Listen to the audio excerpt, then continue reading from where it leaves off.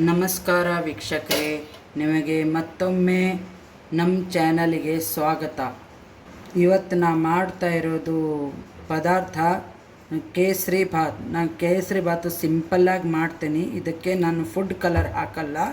ಕೇಸರಿ ಭಾತಿಗೆ 1 ಲೋಟ, ಈ ಲೋಟ ಅಳತೆದಿಂದ 1 ಲೋಟ ರವೆ, ಅದರ ಲೋಟದಿಂದ 1 ಲೋಟ ಸಕ್ಕರೆ, ಅಂದರೆ 1ಕ್ಕೆ 1. ನೀವು ಬೇಕಂದ್ರೆ ಒಂದು ಸ್ವಲ್ಪ ಜಾಸ್ತಿ ಸ್ವೀಟ್ ಜಾಸ್ತಿ ಬೇಕಂದ್ರೆ ಹಾಕ್ಬೋದು, ಇಲ್ಲ ಸಮ ಪ್ರಮಾಣ ಹಾಕೋಬೇಕು. ಆಮೇಲೆ ದ್ರಾಕ್ಷಿ, ಗೋಡಂಬಿ. ಇದು ನಾ ಹುರಿಯೋಗೋಸ್ಕರ 1 ಸ್ಪೂನ್ ತುಪ್ಪ ತೊಗೊಂಡಿನಿ.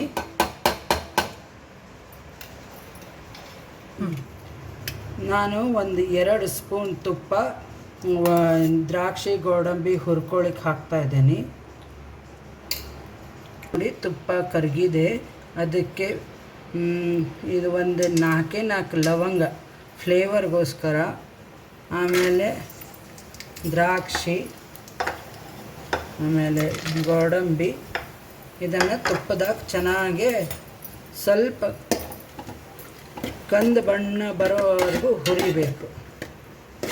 ನೋಡಿ, ದ್ರಾಕ್ಷಿನೂ ಚೆನ್ನಾಗಿ ಉಬ್ಬಿದೆ, ಆಮೇಲೆ ಗೋಡಂಬಿನೂ ಆಗಿದೆ, ಲವಂಗನೂ ಆಗಿದೆ. ತುಂಬ ಚೆನ್ನಾಗಿ ಪರಿಮಳ ಬರ್ತಾ ಇದೆ.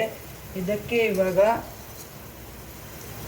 ಈ ಲೋಟ, ನಾವೇನು ಸಕ್ಕರೆ ರವೆ ತೊಗೊಂಡಿದ್ವಲ್ಲ ಆ ಲೋಟದಿಂದ 3 ಲೋಟ ನೀರು ಹಾಕಬೇಕು. ನೋಡಿ, 1 ಲೋಟ ಹಾಕಿದ್ದೀನಿ. ಇವಾಗ ಇದು 2ನೇ ಲೋಟ, ಇದು 3.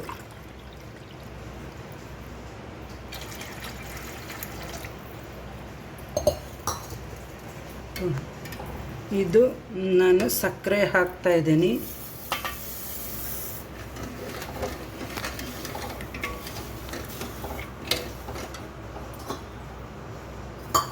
ಯಾಲಕ್ಕಿ ಪೌಡ್ರು 1/4 ಸ್ಪೂನು, ಒಂದು ಚಿಕ್ಕ ಸ್ಪೂನ್ದಾಗ 1/4 ಸ್ಪೂನ್ ಅಷ್ಟು. ಇವಾಗ ರವೆ ಹುರಿತಾ ಇದ್ದೀನಿ. ಆ ಕಡೆ ಸೈಡು ನಾನು ಫಸ್ಟಿಗೆ ಯಾಕೆ ಒಗ್ಗರಣೆನ ಅಲ್ಲೇ ನೀರು ಕುದಿಯೋ ಅಷ್ಟೊತ್ತಿಗೆ ನಾನು ರವೆ ಹುರ್ಕೊಳ್ಳೋದಾಗುತ್ತೆ ಅನ್ನೋಗೋಸ್ಕರ ಬೇಗನೆ ಮಾಡ್ತಾಯಿದ್ದೀನಿ. ಇವಾಗ ಇದು ಒಂದು ಸ್ವಲ್ಪ ಬ್ರೌನ್ ಆಗೋವರೆಗೂ ತುಪ್ಪದಾಗ ಹುರಿಬೇಕು. ಈ ಥರ ಸ್ವಲ್ಪ ಕಲರ್ ಚೇಂಜ್ ಆಗಬೇಕು. ಇದು ತುಂಬ ಚೆನ್ನಾಗಿ ಹುರಿದಿದೆ. ನೋಡಿ, ಈ ಥರ ಕುದಿಬೇಕು. ಇದಕ್ಕೆ ಸ್ವಲ್ಪ ಹಾಕಬೇಕು.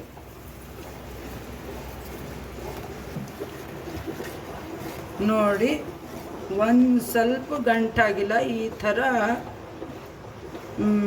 ನೀವು ತುಪ್ಪ ಹಾಕಿ ತುಂಬ ಚೆನ್ನಾಗಿ ಹುರಿದ್ರೆ, ಆಮೇಲೆ ಈ ಥರ ಒಂದು ಸೈಡ್ ನೀರು ಇದನ್ನು ಕೊಂಡ್ಬಿಟ್ಟು ಇದನ್ನು ಮಾಡಿ. ಇದಕ್ಕೆ ಮೇನ್ ಇರೋದು ರವೆ ಚೆನ್ನಾಗಿ ಹುರಿಬೇಕು. ಇದು ಚಿರೋಟಿ ರವೆ. ಇದು ನೀವು ಒಂದು ಸ್ವಲ್ಪ ನೀರು 1/4 ಲೋಟ ಜಾಸ್ತಿ ಹಾಕಿದರೂ ಸಹಿತ ಇದು ಸ್ವಲ್ಪ ಸಾಫ್ಟಾಗಿ ತುಂಬ ಚೆನ್ನಾಗಾಗುತ್ತೆ ಕೇಸರಿ ಭಾತ್. ಸ್ವಲ್ಪ ಮೇಲೆ ಈ ಥರ ತುಪ್ಪ ಹಾಕಬೇಕು, ಆವಾಗ ತುಂಬ ಚೆನ್ನಾಗಾಗುತ್ತೆ.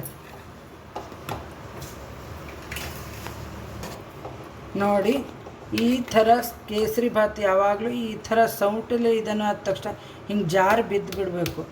ಆವಾಗ ತುಂಬ ಚೆನ್ನಾಗಾಗಿದೆ ಕೇಸರಿ ಭಾತ್ ಅಂತ. ಸಬ್ಸ್ಕ್ರೈಬ್ ಮಾಡಿ, ಬೆಲ್ ಐಕಾನ್ ಕ್ಲಿಕ್ ಮಾಡಿ. ಈ ವಿಡಿಯೋ ಇಷ್ಟ ಆದಲ್ಲೇ ಲೈಕ್ ಮಾಡಿ, ಫ್ರೆಂಡ್ಸು ರಿಲೇಷನ್ಗೆ ಶೇರ್ ಮಾಡಿ. Thank you. ನೋಡಿ, ಒಂದು ಸ್ವಲ್ಪ ಗಂಟಾಗಿಲ್ಲ.